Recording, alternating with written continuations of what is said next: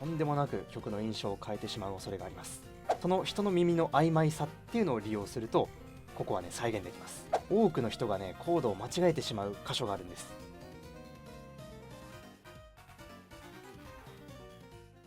こんにちは、瀬戸和夫です。今回は初の講座動画になります。耳コピとか原曲再現をする上で意識すべきポイントっていうのをいろいろお話ししていこうかなと思います。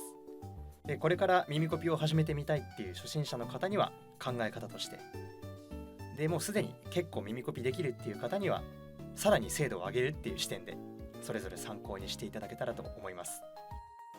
で徹底解説っていうぐらいなのでね、結構長い動画になってしまうかもしれないんですけど、最後までご覧いただけたら嬉しいです。ということで解説に入っていきたいんですが、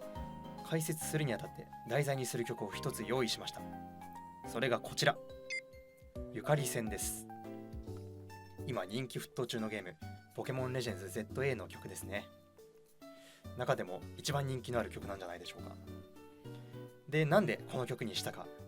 理由が3つあります。1つ目、曲のクオリティが高いということ。これね、地味に重要なポイントなんですよ。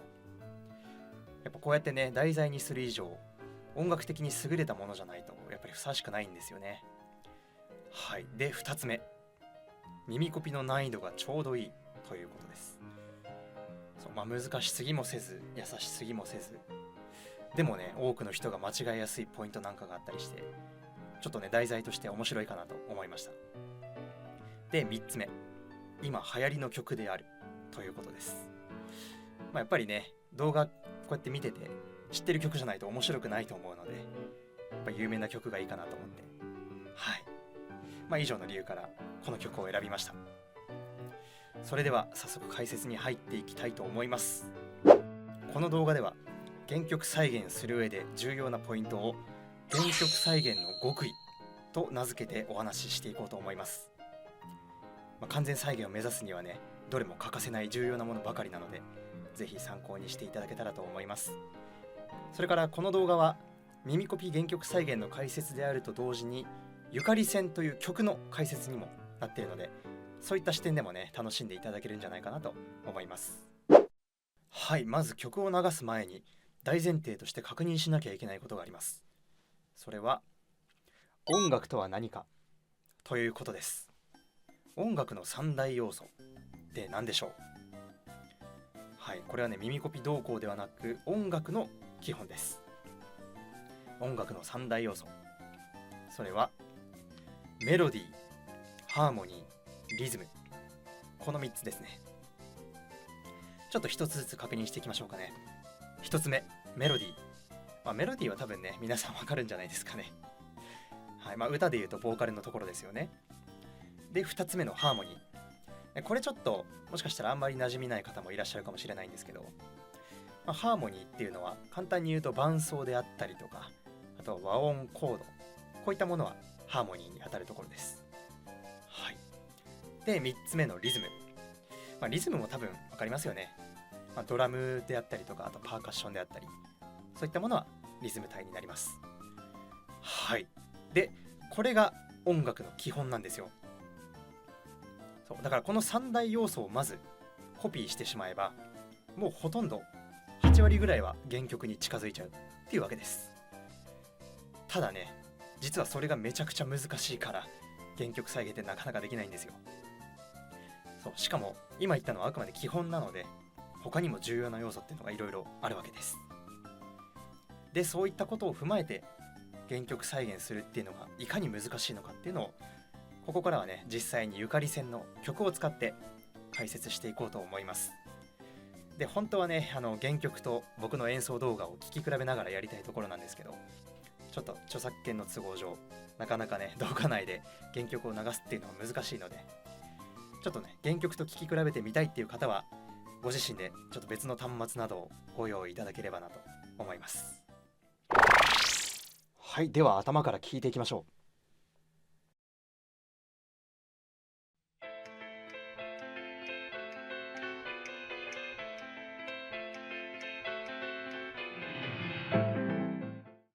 はい。まず最初の4小節。実はねこの4小節だけで耳コピで意識することっていうのがたくさん詰まってるんですよ。だからね、ここは少し丁寧に解説しようと思います。その分ね、後半の方が話すことが減ると思うので、ちょっと頑張ってここは聞いていただけると嬉しいです。はい、まずこの部分、ちょっとね、僕の書いた楽譜を見てみましょう。はい、こんな感じになります。右手でメロディーと和音で、左手でベースの音を取ってるといった感じですね。で、ただここね、原曲聞くとベースの音があんまり聞こえないんですよ。だからここを演奏するときに気をつけるべきポイントっていうのは、ベースの音をかなり抑えて弾くということです。ここで原曲再現の極意、ベロシティを意識するです。ベロシティっていうのは簡単に言うと音の強弱のことです。で、強弱といってもクレッシェンドとか、あとはフォルテとか、そういう曲全体の音の強さの変化っていう意味ではなく、音一つ一つの大きさのことです。多分ね、口で説明してもあんまり分かりづらいと思うので、ちょっと実際に演奏して違いを聞いていきましょう。まずは何も意識せず、全てのベロシティを一定に弾いた場合、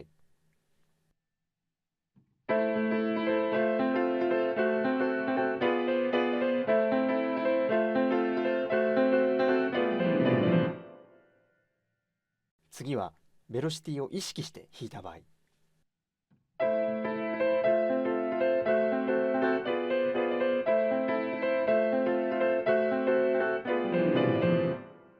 はい、違いが分かりましたでしょうか。1回目に弾いた方はね、もうメロディーは埋もれてるし、ベースとかハモリはうるさいしで、あまりいい音楽とは言えないですよね。で、一方で2回目の方、こっちはメロディーがちゃんと前に出てて、全体のバランスがいいと思います。そう、つまりベロシティっていうのは個々の音の強さっていうのを意味します。2回目に弾いたこのベロシティを意識して弾いた方っていうのは、メロディーを弾いてる指、このメロディーを弾いてる指の方に少し重さを多く乗っけて、でハモリの部分は軽く、でベースはさらに軽く弾いてるっていうので、バランスがよく聞こえるわけです。で、こんな風にベロシティを意識するっていうのは原曲再現に限らず、もうどんな曲を演奏する時でも超大事なことです。なのでね、これは終始もう常に意識するようにしましょう。今回はね、メロディーが一番高い音なので、割とメロディーは前に、出やすいというか聞こえやすいんですけど、曲によってはね、メロディーより高い音でハモリがあったりとか、そういうものもあるので、そういう時はね、特に強く意識をしないとメロディーが埋もれたりしちゃうので、注意が必要です。次に話すのはベースの音についてなんですけど、2小節目後半のベースの音、この音はね、多分間違いやすいんじゃないかなと思います。これね、ソのシャープで取りがちなんですけど、実際に鳴ってるのはシの音です。ちょっとこれもね、実際弾いて確認していきましょう。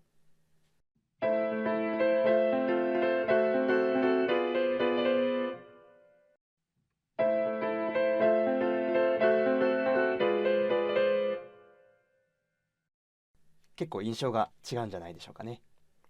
それから1小節目と3小節目、ここね、繰り返しに聞こえるんですけど、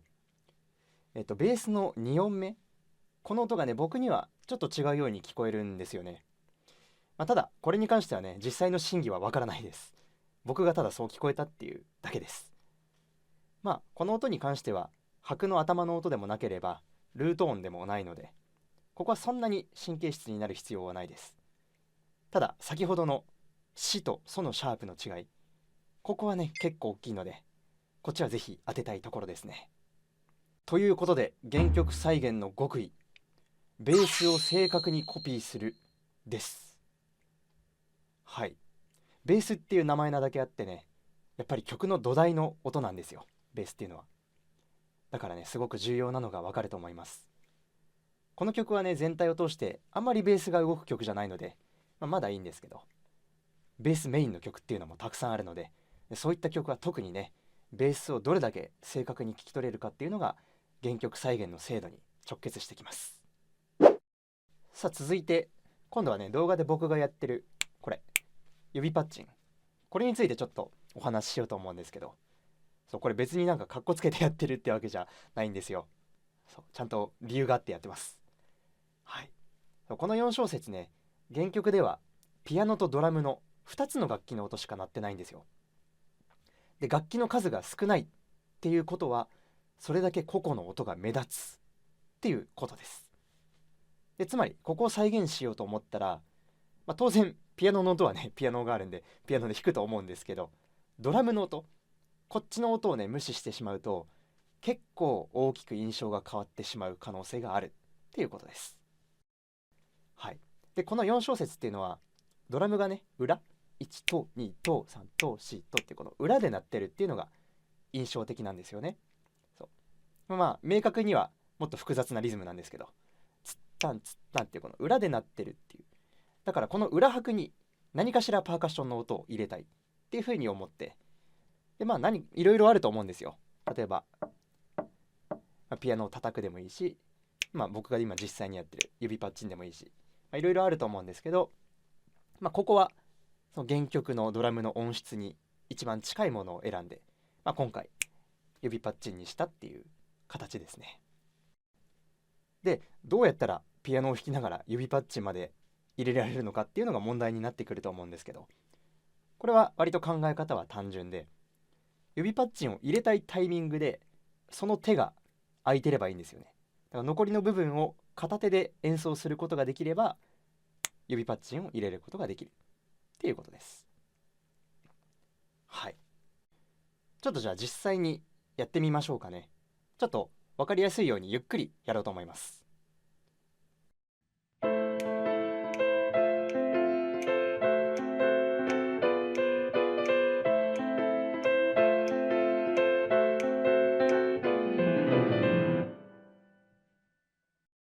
はい。こんな感じになります。そうだ、こんな風に常にね、思考を止めず、可能な限りね、全ての音を再現するっていう姿勢を持つようにしましょう。ということで、原曲再現の極意、ドラムの音を無視しないです。これね、本当に多くのピアニストが見落としがちなポイントです。ドラムの音ってね、本当にみんな無視しちゃうんですよ。そう、冒頭で話したように、ドラムっていうのは音楽の三大要素の一つであるリズムっていうのを担当してるわけです。だからね、これを無視しちゃったら曲の印象がガラリと変わってしまうっていうのが、容易に想像できると思うんです。で、この部分はね、今指パッチンでやったんですけど、この先であったり、あとは他の曲とかでもね、ドラムが使われてる曲たくさんありますよね。そうだからそういう曲をピアノだけで、ピアノ一本でカバーするっていう場合、原曲でドラムが鳴っているタイミングには何かしらの形で音を埋める必要があります。で、何の音を弾くかっていうのはちょっとまた難しい話になってくるので、またその都度話そうかなと思うんですけど、そうでも少なくとも原曲でドラムの音が鳴ってるタイミングで何も弾かないってことになると、この原曲のリズム感っていうのが失われちゃうんですよね。そう、再三言うんですけど、三大要素の一つですよ。無視していいわけないんですよね。はい。そして最後の小節のグリッサンド、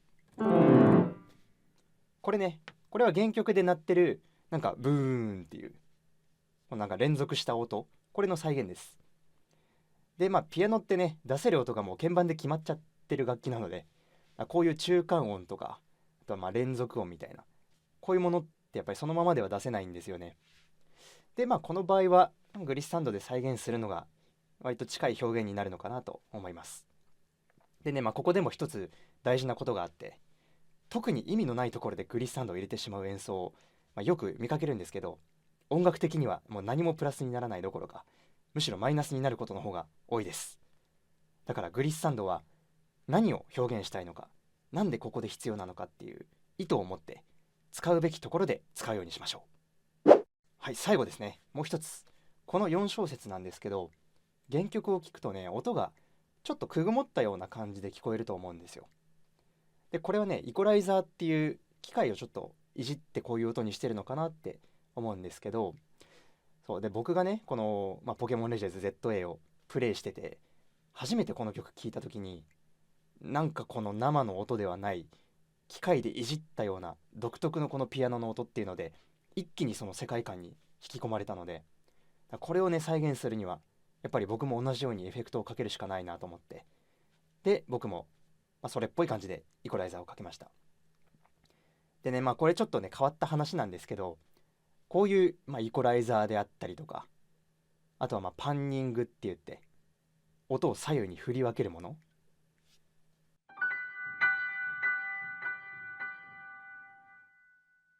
あとは逆再生とか、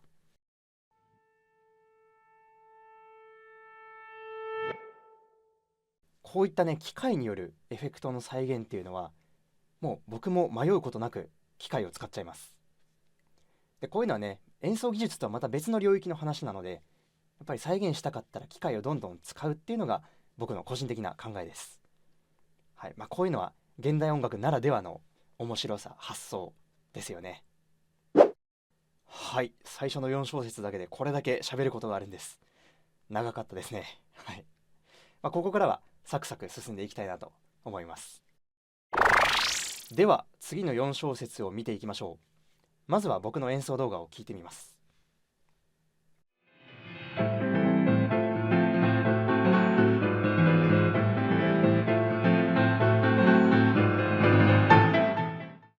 はい、ここからギターとベースが入ってきますよね。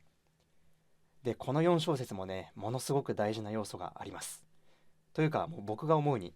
数ある中で最も大事な要素です。それはコードです。はい、コードっていうのは、日本語に直すと和音のことですね。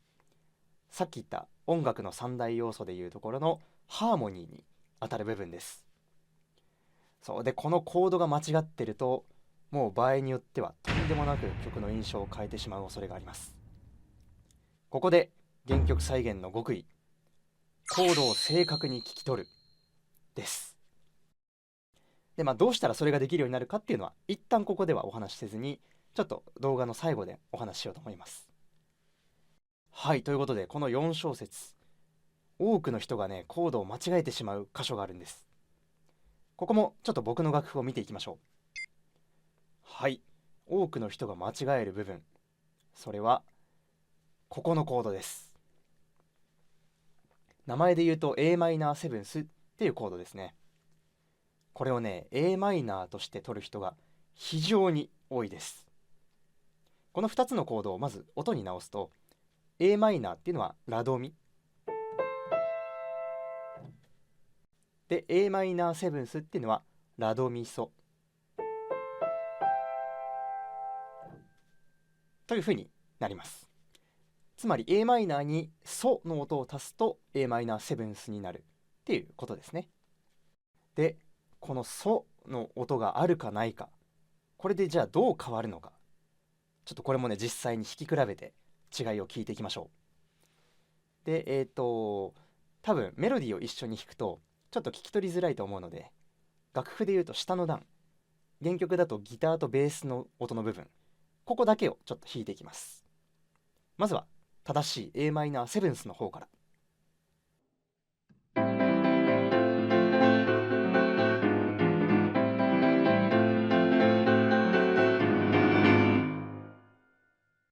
次は a マイナーの方。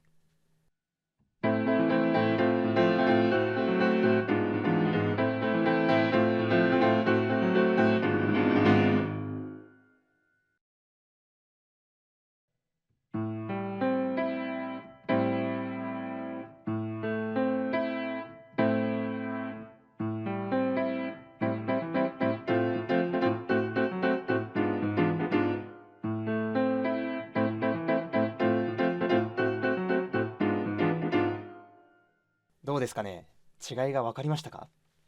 言ってもね本当に微妙な差に感じるかもしれないです。実際この2つの和音、コードって結構、近い役割なんですよね。なんですけど、ここのセブンスの音、つまりソの音ですね。このソの音がねかなり重要な役割を持ってるんです。これねものすごくこの曲と、このキャラクターの雰囲気にマッチしてるんですよ。そうここのコードをね a マイナーにしてしまうと、ちょっとなんか怖いイメージがね生まれちゃうんですよ。なんか気の強い笑顔の少ないキャラクターみたいな、そういうイメージ。なんなら少しね怒りとか悲しみみたいなものも感じ取れます。ただここをね a マイナーセブンスにすると少しやんちゃな感じとかね、あと自由奔放なイメージ、それからバトルを楽しんでるみたいなニュアンスも加わるんですよ。そうだからね、このゆかりっていうキャラクターにもう本当にドンピシャなコードになるんです。そう、この曲のイントロですよね、今これ。この曲のイントロに a マイナーセブンスっていうコードを持ってくることで、このゆかりがこれから始まるバトルに対してなんかワクワクしてるっていうのが伝わってくるんです。そう、たった1音加わるだけでこんなにイメージ変わるのかって思うかもしれないんですけど、これねガチです。はい、僕にとってはこの2つのコードっていうのはこれだけ差があります。コードをコピーする上でね、なんか絶対に間違えちゃいけないものとか、なるべく当てたいものとか、あとまあ間違えてもそんな気にならないものみたいな感じで優先順位があるんですけど、これをまあ5段階にじゃあ分けるとしたら、今回のこの a マイナーセブンスと a マイナーの違い、これはまあ上から2番目くらいかなっていう、まあ結構絶対に当てたいっていうようなレベルですね。だから耳コピの難易度もね、まあ、それほど高いってほどではないかなっていう感じです。でもね、それにもかかわらずここを正しく聞き取れてる方ってね、正直ほとんどいないんですよ。そう、これはね普段からどれだけ音を正しく聞こうとする意識を持ってるか、それから一つ一つのコードが持つイメージっていうのを自分の中でどれだけはっきり形にできているかっていう、その差なんですよね。一流の作曲家っていうのはこのコードの持つイメージとか、あとはまあコードが人に与える印象、こういうのを熟知してて、でそれを自由自在に使いこなすんです。だからね、この僕らカバーするピアニストであったり演奏家っていうのはそこにねしっかりリスペクトを持って再現しなければならないですよ。はい。まあアレンジはね好きにやっていいと思うんです。ただこの原曲と違うコードになっている理由が意図したアレンジなのか、それともただ単に聞き取れてないかっていうのはもう聞く人が聞けばすぐ分かります。だからね、人に聞かせるつもりで演奏するんだったら、まずは耳コピが正確にできるようになって、原曲の良さであったり、あとは作曲者の意図、こういったものをねしっかり理解できるようになってからアレンジすべきだっていうのが僕の考えですね。はい。さてでは解説に戻りましょう。続きを聞いていきます。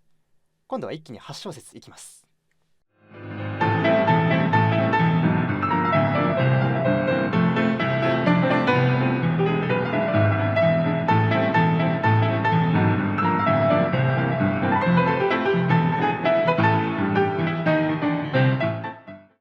はい、ここから盛り上がってきますね。いよいよ曲が始まるといった感じがしますが、ここで一度ねこの曲の特徴に触れておきましょう。この曲の特徴は何といってもスイングです。スイングっていうのはね横に揺れるようなリズムのことです。でスイングに対して通常の揺れないリズムのことをストレートっていうふうに呼ぶんですけど、実際にねこのゆかり線の曲をスイングとストレートでちょっと弾き比べてみます。でここはメロディーだけ弾きますね。はい、まずはスイングから。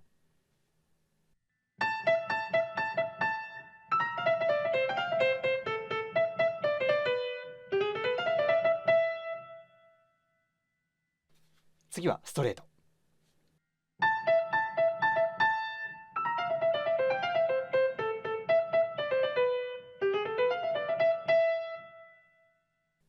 全然ノリが違いますよね。はい。この曲に限らずなんですけど、今作のこのポケモンレジェンズ ZA っていうのは全体を通して本当にジャズが多くて、でリズムであったりコードであったりっていうのが結構ジャズベースになってるものがたくさんあります。でなかなかこういったジャズの曲ってこうコードリズムをつかむのが難しいとは思うんですけど、このゆかり線に関しては最初から最後までスイングで進むっていう曲なので、もうそのノリを常に感じて演奏するっていう必要がありますね。ここで原曲再現の極意、メロディーは正確にです。ね、そのくらいできるって思われがちなんですけど、意外と難しいんですよ。そう、音もそうなんですけど、今やったようにメロディーのリズムっていうのもすごく大事な要素の一つです。はい、さっき比較してみて分かったと思うんですけど、同じ音のメロディーでもストレートなのかスイングなのかで全く印象が違ったと思うんですよ。はい、音もリズムも正確にコピーするようにしましょう。それからこの8小節の中でポイントがあるとすると、最後の小節ですね。こんな感じになります。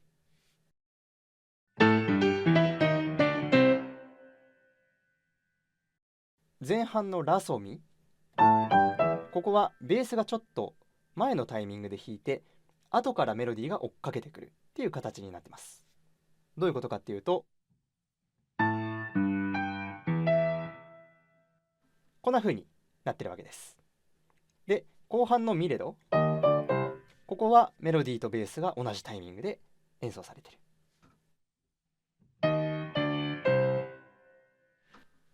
ていう感じです。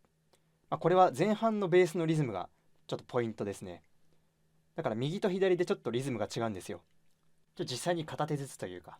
メロディーとベースそれぞれで聴き比べてみましょう。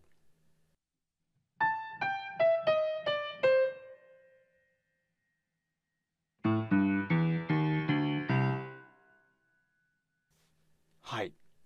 こんな感じです。こういうのもね、正確にコピーできるといいですね。で、後半なんですけど、後半は楽譜を見ると分かると思うんですけど、左手でベース以外の音を取ってるんですよ。これはね、先ほど話したドラムのリズムです。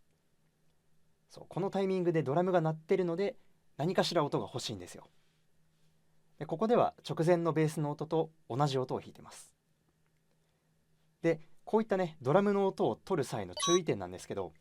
あんまり大きな音で弾いてしまうと、ドラムじゃなくてベースの音に聞こえてしまうんです。だから、あくまでそのドラムのリズム感っていうのを出すための音だっていうのを認識する、意識する必要があります。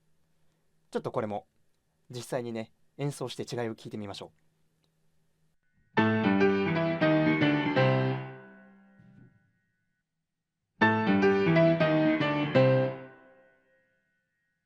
はい、違いが分かりますかね。はい、今みたいに強い音で弾くとやっぱりベースっぽく聞こえちゃうんですよね。なんかタタタタタタタタっていう風に聞こえちゃうんですよ。けどこれを小さい音で弾くと、分かりますかね。リズムだけが生まれる。なんかタタタタツタツタっていうこのツっていう風に聞こえてほしいんですよね。そう。だから小さい音で弾く必要があるっていうことです。で、こういったリズムを取るためのこの聞こえるか聞こえないかくらいの微妙な小さい音をゴーストノートっていう風に呼びます。はい、ということで原曲再現の極意、ゴーストノートを使いこなすです。これはね、さっきの原曲再現の極意、ドラムの音を無視しないっていうやつの派生になりますね。はい、こういうドラムの音を再現するとき、ゴーストノートってすごく役に立つんです。ぜひね、覚えておきましょう。はい、じゃあ続きを聞いていきます。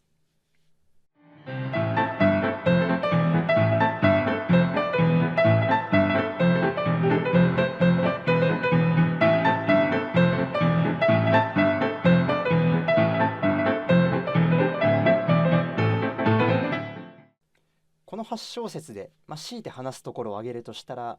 3小節目の後半のコードですかね。少し難しいコードを使ってます。コードに直すと F メジャーセブンスナインスと、あと E セブンスシャープナインスという風になります。テンションと呼ばれる9度の音が加わったコードですね。ちょっと弾いてみましょうか。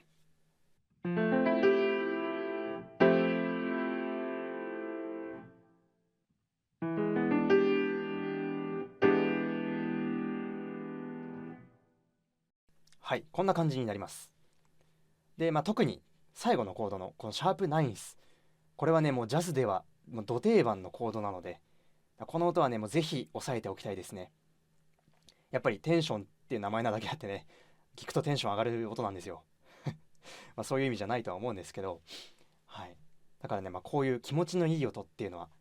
なるべく拾いたいところですね。ただね、ここなんかは多少コードを間違えてもまだ許されるところかなとは思います。例えばね F メジャーセブンスナインスっていうのをただの F メジャーセブンスとして取ってしまったとしても、そんなに大きな影響はないです。さっき話したその正確に聞き取るコードの優先順位で言うと上から4番目くらいの体感です。はい、では続きを聞いていきましょうか。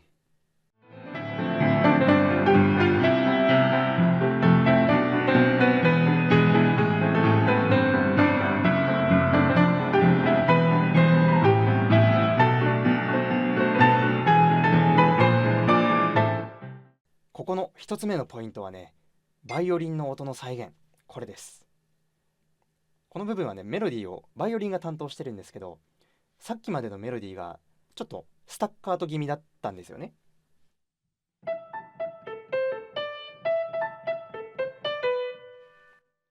はい。ただ、この部分はね、レガートになってます。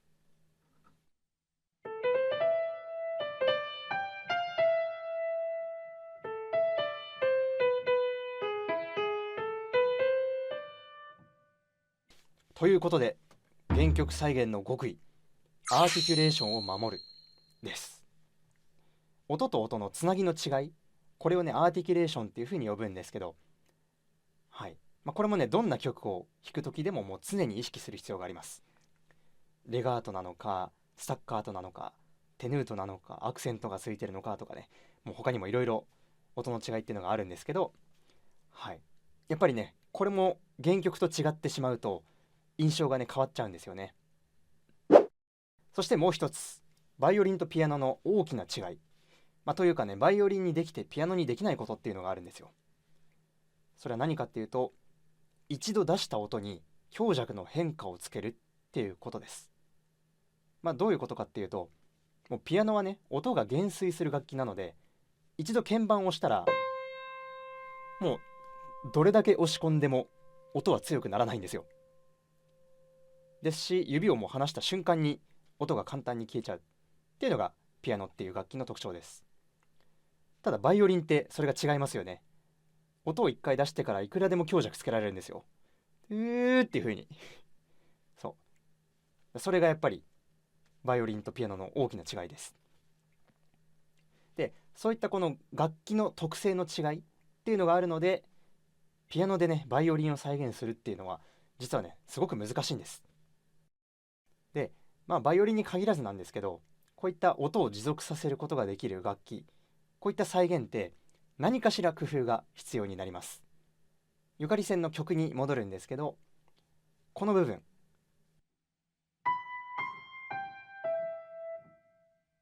この部分がね、特にバイオリンの音の、特徴が出てるところなんですよね。このドからソへのつなぎのところ、ドの音がね、ドソっていう風にデクレッシェンドがかかって、そっからソに音が切れることなくつながるっていうのがここの特徴なんですよ。これはね、普通にピアノで弾くだけではやっぱり再現しきれないところなんですよね。で、このドとソの間をこの綺麗につなぐっていうので、僕がやったのがこのドとソの間に小さいグリッサンドを入れるっていうやり方です。こんな感じ。そう、このちっちゃいグリッサンドを入れることで、自然なデクレッシェンドを表現できて、かつ、ドとソ、この2つの音をつなぐことができるっていうわけです。で、このグリッサンドもね、大きな音で弾いてしまうとメロディーが違って聞こえてしまうので、そう、タータラララっていうメロディーに聞こえてしまうので、あくまでこのドとソのつなぎっていうイメージで弾かないといけないわけです。そう、実際に鳴ってる音ではないので、これ。はい。ということで、ここで原曲再現の極意。ピアノと異なる特徴のある楽器は工夫して再現するです。そう世の中ね、たくさん楽器があって、それぞれその楽器の良さであったり個性であったりがあるわけですよ。でね、それをピアノっていう別の楽器で再現するわけですから、ただ同じ音を弾くっていうだけではやっぱりその楽器っぽく聞こえないんですよね。ちゃんとその楽器の特徴を再現するために何をしたらどうしたらいいかっていうのをいろいろ考えて工夫しましょう。ピアノはね楽器の王様って言われるだけあって、もうピアノ1台だけでもうオーケストラを表現できるっていうくらい、本当にね多種多様な楽器を再現できるポテンシャルがあるんですよ。そうこのピアノのこの無限大の可能性を存分に生かしましょう。そしてこの部分はもう一つポイントがあって、ここに来るまでは1拍ごとにベースの音が変化してたんですけど、ここからはね2拍ごとに変化するようになってるんです。ちょっとこれも弾き比べてみます。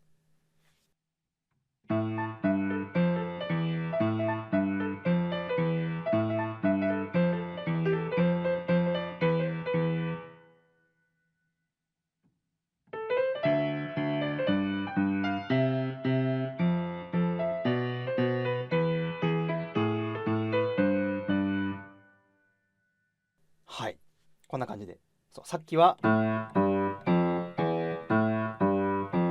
1拍ごとに音が変化してたのに対して、ここは2拍ごとに変化する、つまり同じ音が2回連続で出てくるっていう風になるんですよね。でじゃあこれが聞く人に対してどういう印象の変化を与えるのかっていうと、ノリが変わるんですよ。さっきまではね、てってってってってれってうったんうったんうったんうったんってこういうノリだったのに対して、ここからはね、タララララーララララララってこういうノリに変化するわけです。そうドラムのリズムはね変化してないんですけど、そうベースの音がこういう風に変化することで、聞く人にねちょっとノリの変化を与えるんですよね。そうつまりこの部分はね、さっきまでと比べて2拍目と4拍目にちょっと重さが乗るんですよね。うったんうったん1234っていう風に2と4に重さが乗るんです。だから演奏する時っていうのは2拍目と4拍目のベースの音、ここにね気持ちアクセントをつけるような意識を持つっていうことです。あくまで気持ちですよ。これもやりすぎたら不自然になってしまうので。はい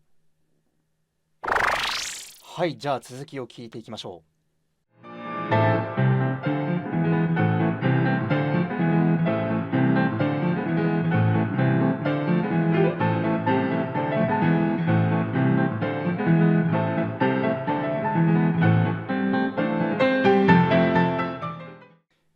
ここは少しパートが多いですね。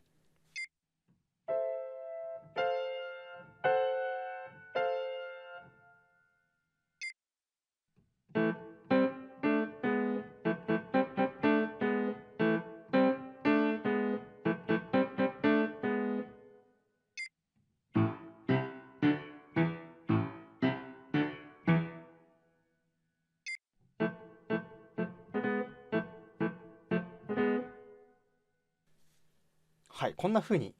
4つ大きく分けるとパートがあるんですよね。でさらに後半はっていうパートも加わってきます。だから5つもパートがあるわけですよ。でこういうのはねもう頑張って弾きましょう。はい、頑張ればもうこの両の手で全部拾えます。よくね動画のコメントで欲しい音を全部拾ってくれるっていうのをいただくんですけど、本当ね文字通り全部の音を弾いてますので、はい、おそらくねほとんどの方が気づかないような、もう本当にちっちゃい音まで可能な限り全部拾うようにしてるので、そうだからね完全再現っていうのができるわけです。でただこんな風にね一度にたくさんのパートがある部分っていうのは演奏する時に注意が必要です。でそれはさっき言ったベロシティの問題です。そう原曲を聴いてどのパートが目立ってるのかとか、どのパートが、奥に潜んでるのかとかね、そういうちゃんと音の強さを気にしないといけないです。やっぱりねパートごとに音の強さを変えないともうごっちゃごちゃになって何が何だか分かんなくなります。これはねちょっと演奏技術の方の問題ですね。そしてこの部分はねちょっと楽譜を見てみようと思うんですけど、実はここね楽譜通りにはどう頑張っても一人では弾けないんですよ。絶対に指が届かないんです。物理的に不可能っていうやつですね。はい。じゃあこういった場合どうするかっていうと、それはね音の高さを変えるっていうのが有効です。実はね人間の耳って意外と曖昧な部分があってね、そう単音だけだったら、音が変わったらねすぐ気づくんですけど、たくさん音が鳴ってる中で特定の音だけオクターブ変わってるとかだとなかなか気づかないものです。だからね、その人の耳の曖昧さっていうのを利用すると、ここはね再現できます。でまずどの音を変えるかっていうのを考えないといけないんですけど、この場合ね、一番高いここのパート、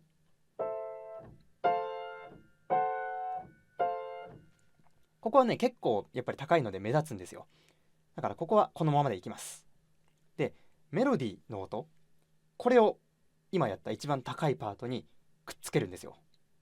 そうするとどうなるかっていうと、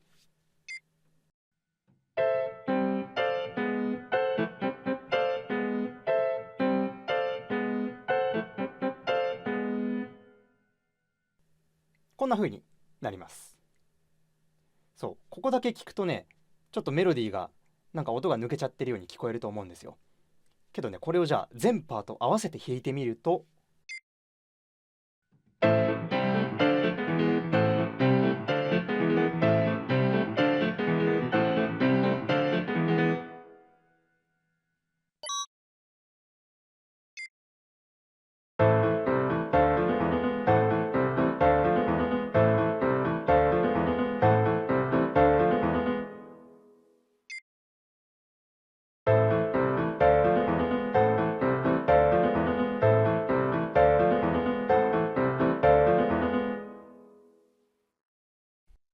はい、こんな感じになります。意外とわからないんじゃないですかね。ちゃんとメロディーがっていう風に聞こえたんじゃないですか。本当はこれ弾いてないんですよ。本当はっていう風になってるので、結構メロディー抜けてる音が実はあるんですよ。けどこうやって両手合わせてたくさんのパートで同時に弾くと、意外とね鳴ってなくても気づかないんですよ。でね、もう一つ満たしてるといい条件っていうのがあって、でそれはね、聴いてる人が原曲を知ってるっていうことです。そう、原曲を知ってる場合ね、次にどんな音が来るかっていうのを脳がねやっぱある程度予想して準備するので、勝手にね音を補完してくれるんですよ。ということで、原曲再現の極意、物理的に弾けないところは音の高さを変えてみるです。これは試しにやってみるくらいの感覚でいいと思います。これをやってもどうしても不自然になるっていうんだったら、ちょっとどこかの音は諦めた方がいい可能性もあります。それからもう一つあるんですけど、実はここ動画を上げてから、こここうすればよかったなっていうとこがあるんです。もう一度同じところを流そうと思うんですが、今度は少し前から流れで聞いていきます。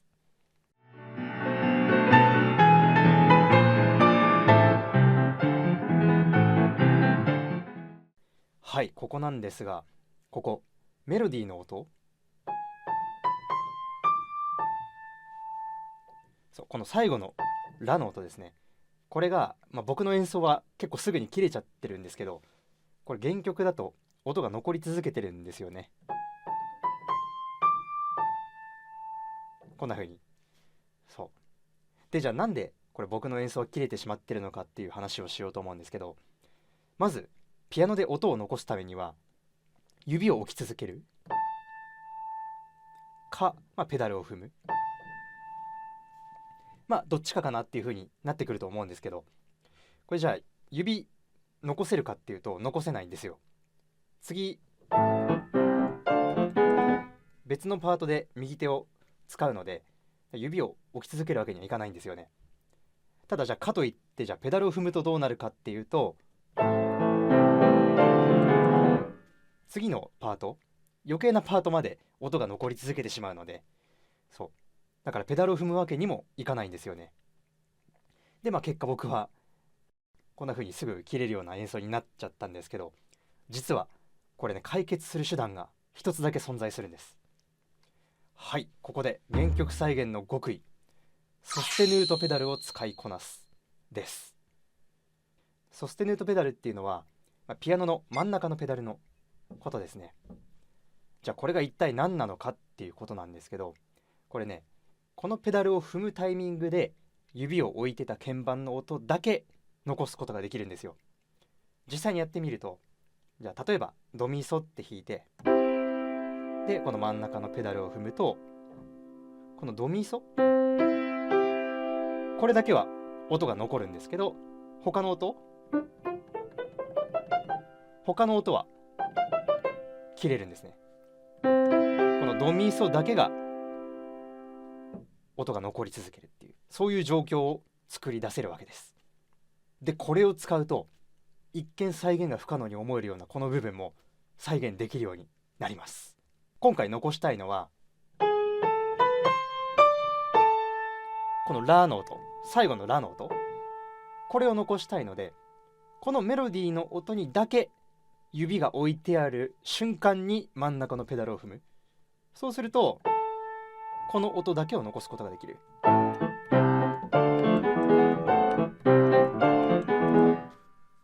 っていう状況を作り出せます。ちょっとじゃあ実際にやってみますね。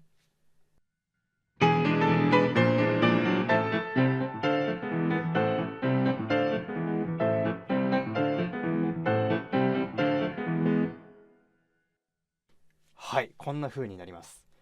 より原曲に近づいたんじゃないでしょうか。こんな風にね、この真ん中のペダル、ソステヌートペダルっていうのをね、使える場面って実はかなり多いんですよ。いやー、これやらなかったのはもう完全に僕の爪が甘かったですね。はい、もうなんか早く動画を上げたいっていう気持ちが先走っちゃいましたね。はい。さて、じゃあ続きを聞いていきましょうか。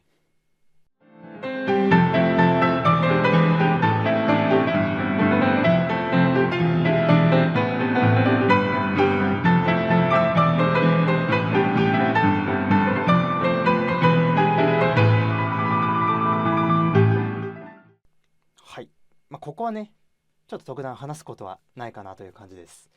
コードが難しいので頑張ってコピーしましょう。さっき話したシャープナインスとかね、また出てきますね。はい。じゃあさらに続きを聞いていきましょう。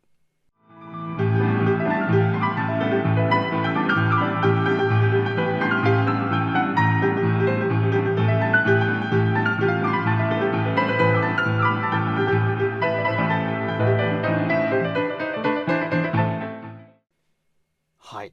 ここはねちょっとなんか決まったメロディーがあるわけじゃなくて、ちょっとなんかごちゃごちゃしたような電子音がずっと鳴ってるんですけど、こういうところはねとにかくひたすら頑張って耳コピしてください。そう、こういうのを適当に弾いちゃう方がほとんどというか、むしろねこれをコピーしようっていう発想自体がねなかなかないと思うんですけど、そうなるべくねこういうところを妥協しないようにしましょう。全部の音が拾えなくてもね、聞こえた音だけでも弾けば少しでも原曲に近づくはずです。それでは次で最後ですね。聞いていきましょう。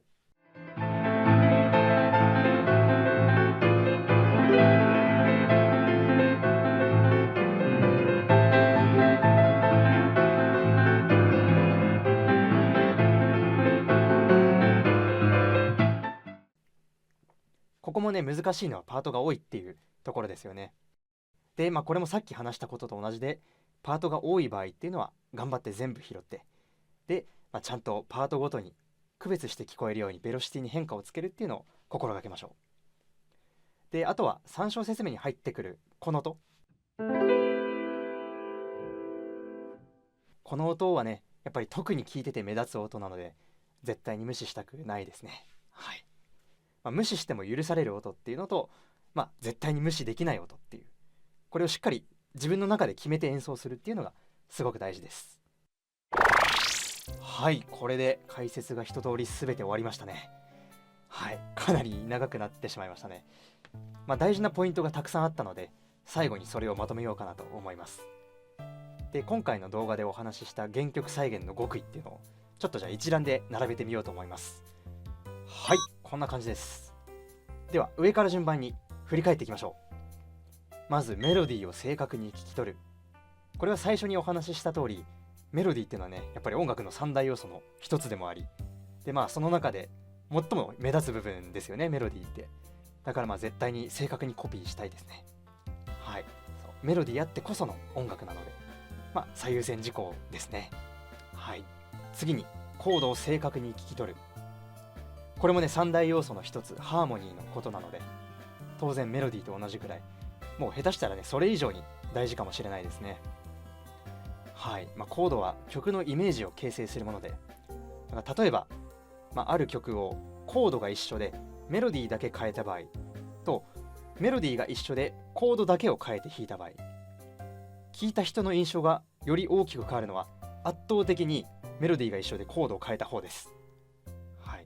もうコードが違うっていうのは曲の印象そのものが変わってしまうっていう可能性が高いということです。似てるコードもねたくさんあるので難しいとは思うんですけど、仮に似ていても聞いた人が受ける印象っていうのはやっぱり微妙に変わってくるんですよ。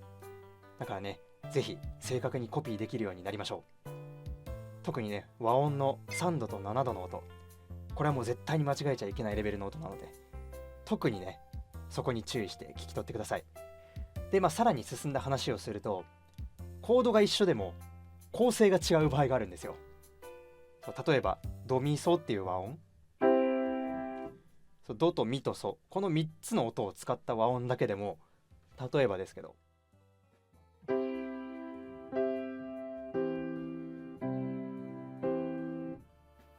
もう重ね方で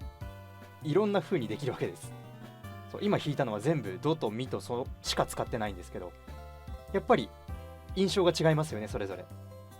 こんな感じで同じコードでもね音の重ね方、ちょっとこれのことをボイシングっていう風に言うんですけど、このね重ね方の違いでもまた印象が変わってくるので、こういうところまで正確にねコピーできるといいですね。ちょっとボイシングについてはねここでは話しきれないので、またね別の機会があったら話そうと思います。次はベースを正確に聞き取るですね。はい、ベースっていうのはコードの中で最も大事な音です。頑張ってね聞き取りましょう。そして次がドラムの音を無視しないですね。はい、さっきも話したんですけど、ドラムは音楽の三大要素の一つのリズムを担う楽器です。そんな大事な要素なのに多くのもう耳コピピアニストに欠けてしまっているところなんですよ。はい、もっとねドラムの音を大事にしてあげてください。次がベロシティを意識するですね。これも本当に大事な要素です。はい、音楽の三大要素であったりとか、あとはその他の全ての音をねたった一つの楽器で演奏しなきゃいけない、それがピアノっていう楽器です。これらをね同時に弾いて、それぞれをちゃんと別のパートとして区別できるように聴かせるために最も重要になってくるのがこのベロシティ。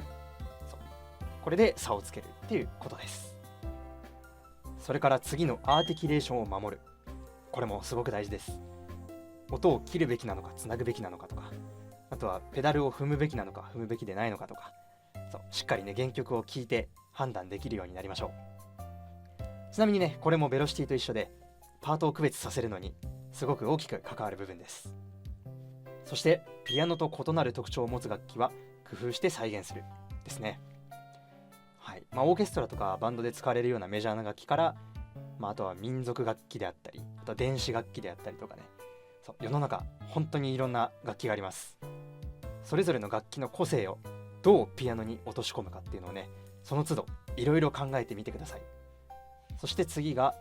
物理的に弾けないところは音の高さを変えてみるですね。はい、これに関しては、絶対に指が届かないけどどうしてもどの音も捨てきれないっていう時にやるような最終手段です。はい、音の高さを変えてみて不自然に聞こえなければ多分それで大丈夫です。最後にソステヌートペダルを使いこなす。これね僕以外使ってる人見たことないんですけど、覚えておくとね本当にいろんな場面で役に立ちます。僕はねもともとクラシック奏者なんですけど、クラシックでは一度も使ったことのないこの真ん中のペダル、耳コピとかね再現とかするようになってからはもう数えきれないくらい使ってます。特定の音だけ残したい時にねこの真ん中のペダル、ソステヌートペダルっていうのをちょっと思い出してみてください。はい、これで全部振り返りました。でここまでね散々正確にコピーってもう何度も言ってきたんですけど、多分みんな思うと思うんですよ。それができたらやってるとはい、だから問題はどうしたら正確にコピーできるようになるかっていうとこなんですよね。でその答えがこの動画で一番伝えたいことであり、音楽をやる上で最も大切なことになります。それは音感を鍛えるということです。いいですか？音楽をやる上でですよ。耳コピする上でじゃないです。音楽をやる上で最も大切です。はい。ピアニストは当然ですし、ピアノ以外の楽器奏者、あとは指揮者とか、作曲家、編曲家、ボーカリストとかね、本当に全ての音楽家、ミュージシャンって言われる人にとって最も大切なこと、それが音感です。音感がないとね、音楽を深く理解できないです。で、逆に音感のレベルが高くなればなるほど、音とか曲に対する解像度っていうのが本当にどんどん上がってきます。でね、申し訳ないけど、本当にそれをないがしろにしている音楽家っていうのがプロでもかなり多いっていうのが現状です。そう、演奏家も作曲家も大前提として音楽家なんですよ。つまり例えばピアニストだったら、指が自由に思い通りに動かせればじゃあ優れてるのかって言ったら全然そんなことはなくて、むしろそれより音楽を深く理解している人の方がよっぽどピアニストとして優れてます。よくね、音楽に正解はないっていう風に言うんですけど、それはね、正解が複数存在するっていう意味であって、不正解がないっていう意味では全くないので、そこを誤解してはいけません。そう、明確な不正解っていうのは必ず存在しますし、正解の中でもより良い正解であったりとか、あとは最適解とかね、そういうのもあったりするわけです。で、それは音感があるからこそ判断できることなんですよ。音楽ってね、理論はもちろん超大事なんですけど、あくまで耳で聞いて感じる世界なので、感覚が先にあるんですよね。感覚でいいって感じたものが正しい理論になっていったんですよ。で、これ面白いんですけど、音楽への理解が深まってくる、音感が高まってくると、本当にね、どんな人でも自然とこの良し悪しの判断が似たようなものに同じようになってくるんですよ。当然ね、好みの差っていうのはあるんですけど、感覚はみんな近づいていくんですよね。だからね、音感の鍛錬っていうのは欠かしてはいけないわけです。で、こっからが問題で、じゃあどうやって鍛えたらいいかっていう話になりますよね。で、まず音感は大きく2つ、絶対音感と相対音感っていうのがあります。で、この説明はちょっとね、ここでは省略させていただくんですけど、で、絶対音感っていうのはちょっと小さい子供とかじゃないとね、なかなか身につかないみたいなので、大人になってから鍛えるのはちょっと難しいんですけど、相対音感、こっちはね、本当に鍛えれば無限に伸びるはずです。で、音感を鍛える上でやった方がいいことっていうのがあるんですけど、単音の響きで覚えるだけじゃなくて、和音の響きも必ず覚えるようにしましょう。これね、覚えるか覚えないかで音の捉え方とかね、成長速度が全く変わります。音感ってね、結局のところ記憶なので、その響きを知ってるか知らないかっていう結構知識面になってくるんですよ。もちろんね、同時にいっぱい鳴ってる中で一音一音全部判別できるようになるっていうのが、理想ではあるんですけど、いきなりそれをやるっていうのはなかなかね、無理だと思うので、まずはどんな響きの和音コードがあるのかっていうのを知るっていうのがすごく大切です。で、音感がつくとね、本当にいろんなことができるようになります。今回話したね、原曲再現の極意とかもね、別に誰かに教わったとかではなく、自分で考えて編み出したものっていうのが多いです。例えばさっきの物理的に弾けないところは音の高さを変えてみるっていうやつなんかは、音感がある自分が違和感を感じないから、だから他の人が聞いても違和感がないだろうなっていう、なんか自分の音感に対する自信から生まれたりしてるわけなんですよ。で、未だに新しい曲に挑戦するたびに新しいテクニックが生まれたりします。で、そういうのはね、もちろんピアノの技術っていうのも必要なんですけど、何よりね、音感があるからできたことです。音楽やってる方、やりたい方はね、ぜひ参考にしていただけたらと思います。はい、ということで耳コピ原曲再現講座いかがでしたでしょうか。原曲再現を極めるにはこのくらいいろいろ考えなきゃいけないっていうのがちょっとでも伝わったんじゃないかなと思います。今耳コピをやられている方、そしてこれから耳コピに挑戦してみたいという方に少しでも参考になったら嬉しいです。はい、そして最後に、今回お話しした内容っていうのはほんのごく一部に過ぎないです。今日はね、ゆかり線をテーマにお話ししたんですが、曲によって着目すべきポイントっていうのは様々ですし、それから今回まだ触れていない理論であったり技術であったりっていうのもまだまだたくさんあります。そこで今回耳コピ原曲再現をさらに深掘りするメンバーシップを始めることにしました。こちらではですね、僕が動画で扱った曲の解説であったり、その曲を再現する上で意識したポイントってのを解説する限定ライブを配信する予定です。再現の精度を上げたい方、そして音楽への理解を深めたい方はぜひメンバーになるボタンから覗いてみてください。そしてさらに専門的な内容はですね、オンラインレッスンもやっておりますので、そちらも興味ある方はぜひ概要欄からチェックしてみてください。はい、ということでね、すごく長くなってしまいましたが、最後まで動画をご視聴くださりありがとうございました。それではまた次回の動画でお会いしましょう。